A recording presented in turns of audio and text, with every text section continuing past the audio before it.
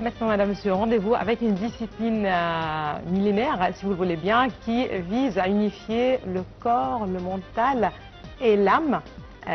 Certainement, ses styles, son origine, mais aussi à quel point ça peut avoir un impact sur notre quotidien. C'est ce que nous allons essayer de découvrir ce matin avec Amira Chaoui. Bonjour Amira Chaoui. Bonjour Amira. Vous êtes experte en yoga. Oui. Voilà, ravi de vous avoir parmi nous en ligne, parmi nous ici en direct, justement pour parler de cette discipline.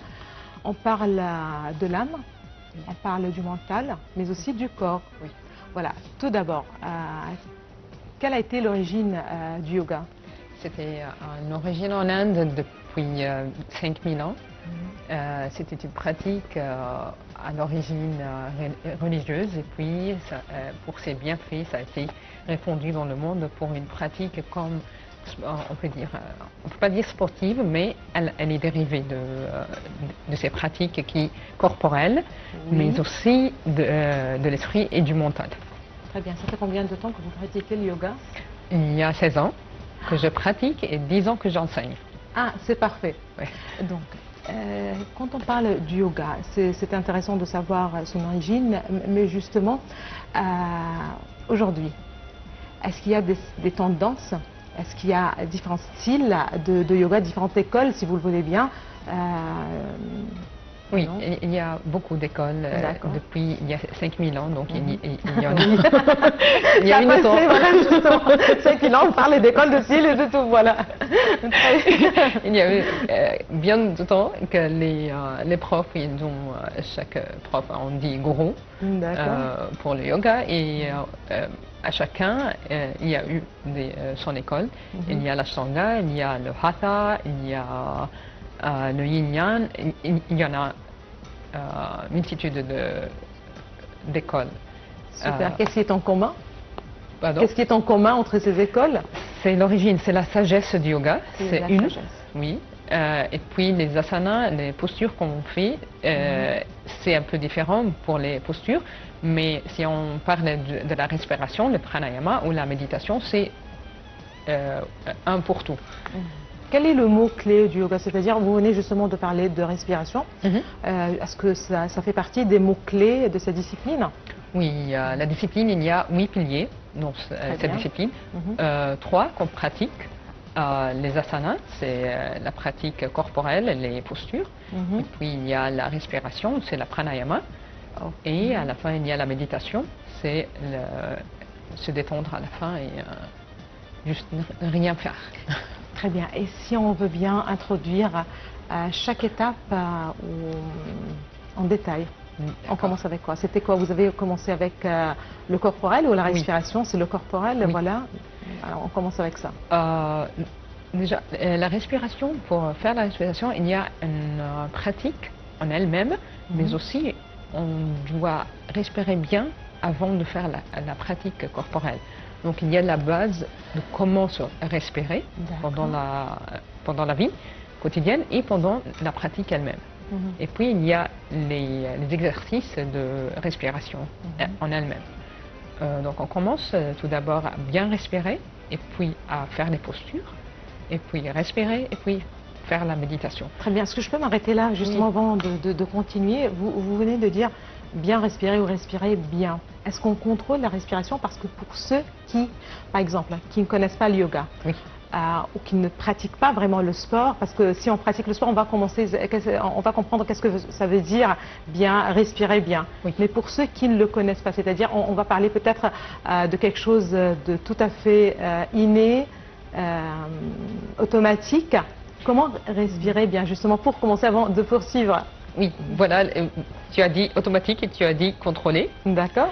C'est deux mots clés là. Voilà, les opposés. Oui, mais c'est pas vraiment opposé. On est né avec la respiration, elle se fait automatique, on n'y pense pas. Mais avec le temps, avec le stress, avec notre pratique quotidienne, on ne respire plus avec profondeur.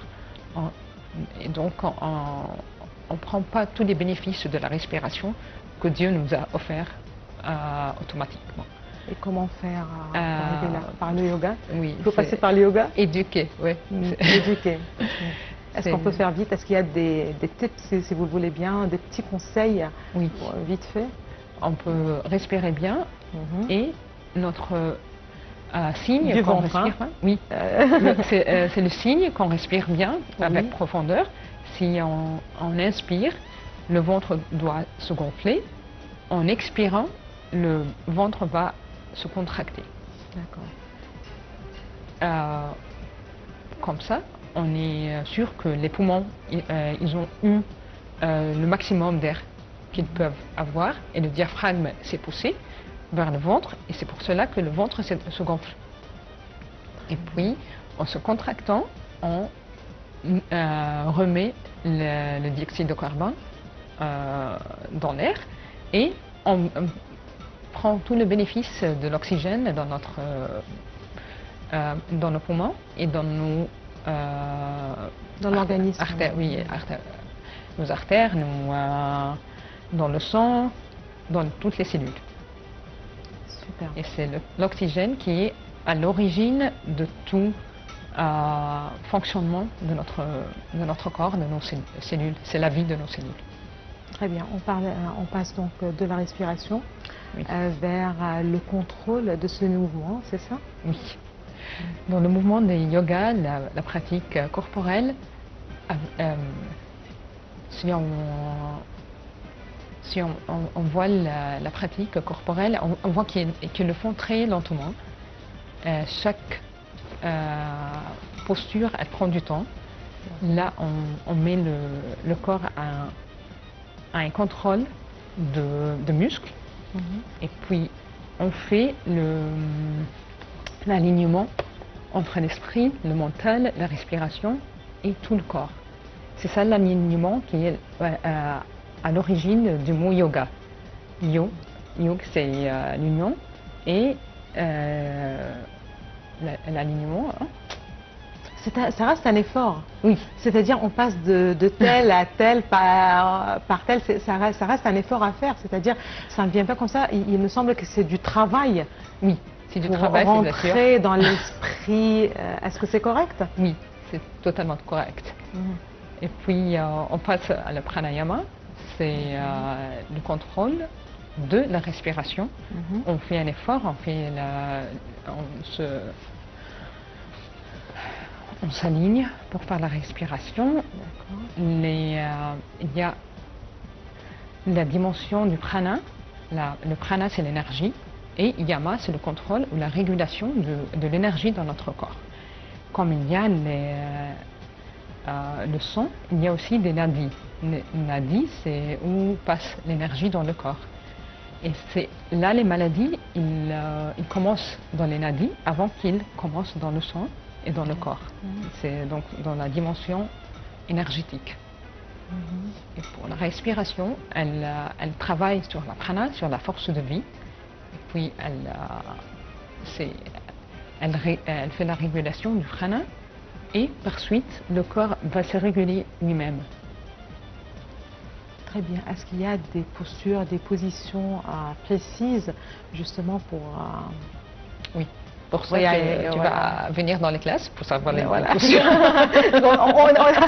En fait, on a des extraits, des vidéos, des petites images justement. Oui. Mais vous pouvez nous aider juste un petit peu pour nous expliquer, est-ce que ces positions définissent ou comment faire de position? Est-ce qu'il y a des positions, différentes positions, postures et telles? Bien sûr, il y a différentes postures. C'est pas ma spécialisation de faire toutes les positions et à chaque position on fait pourquoi. Mais la pranayama, au contraire, je suis spécialiste pour la respiration. Je peux vous aider, je peux faire un exercice maintenant si tu veux, oui, on peut faire ensemble. Allez-y, si c'est possible. Oui, par exemple, le Nadi Shodhana, la respiration alternée, c'est très simple, on peut faire tout ensemble maintenant. On va bloquer avec le pouce, on va bloquer ici, en droite. D'accord. Et puis, on va inspirer par la gauche. et on va expirer par la droite. D'accord. Inspirer par la droite D'accord. et expirer par la gauche. Et on continue à faire ça 9 fois et puis on rentre en méditation. Là, on régule et on fait la balance entre l'hémisphère droit et gauche du cerveau, et donc la logique et les émotions. On régule les deux ensemble. Si on a la migraine, ça va s'apaiser. Si on a le stress, les crises asthmatiques, n'importe quel muscle qui s'est contracté, elle va se détendre. Et donc, on laisse passer le stress.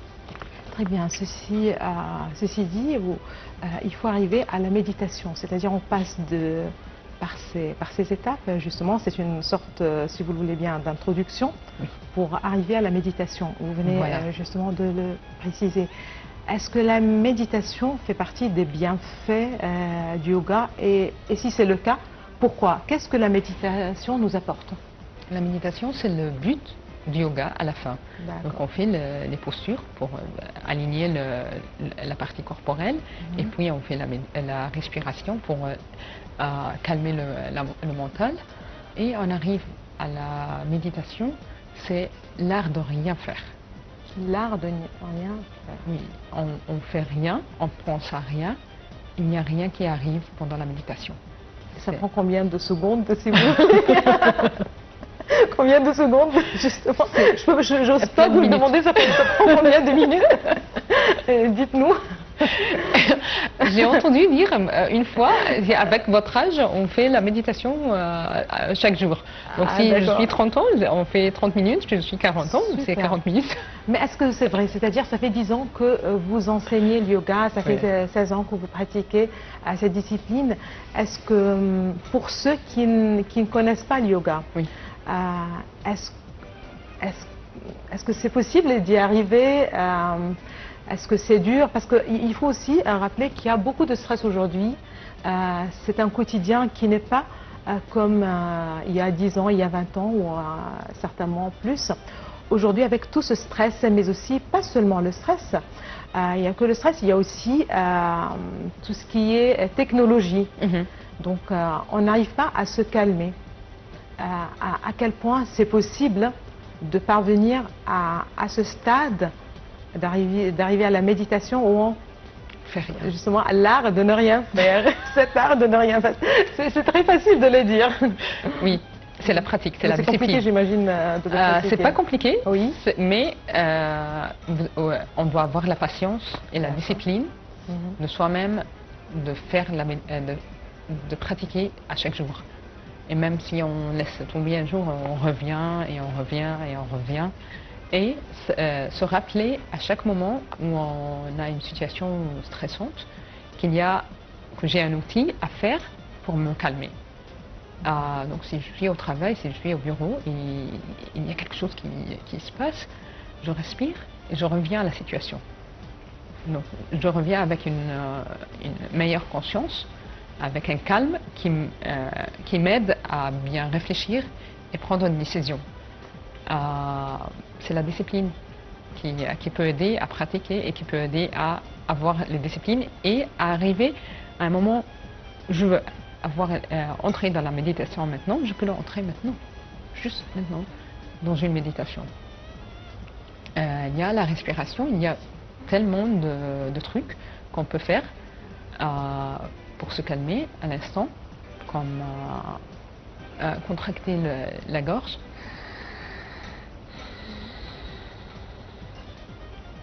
Si vous pouvez écouter ça. Ça s'apprend, oui. Il y a, ça on appelle l'Ujjayi.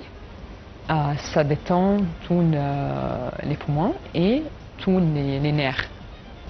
Donc il y a des trucs qu'on apprend. C'est pour cela que j'ai dit au début l'éducation. Si on a l'éducation du yoga, c'est toute une chance à apprendre. Ça nous aide à bien vivre. Super. Puisque vous avez répété à plusieurs reprises la respiration, le mot respiration, et tout à l'heure vous avez commencé aussi par la respiration, est-ce que c'est facile pour quelqu'un qui est voilà, une jeune, une dame, un monsieur, voilà, à n'importe qui chez lui, de faire des exercices, d'essayer de pénétrer, si vous le voulez bien, dans sa discipline, si l'on peut dire, et justement pour arriver à cette méditation? Est-ce que c'est compliqué, c'est facile?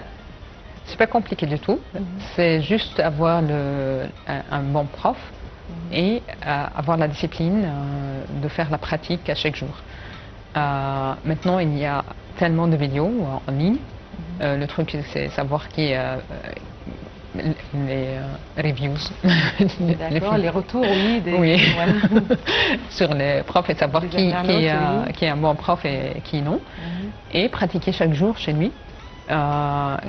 Tout le monde respire, on ne peut pas vivre sans respirer.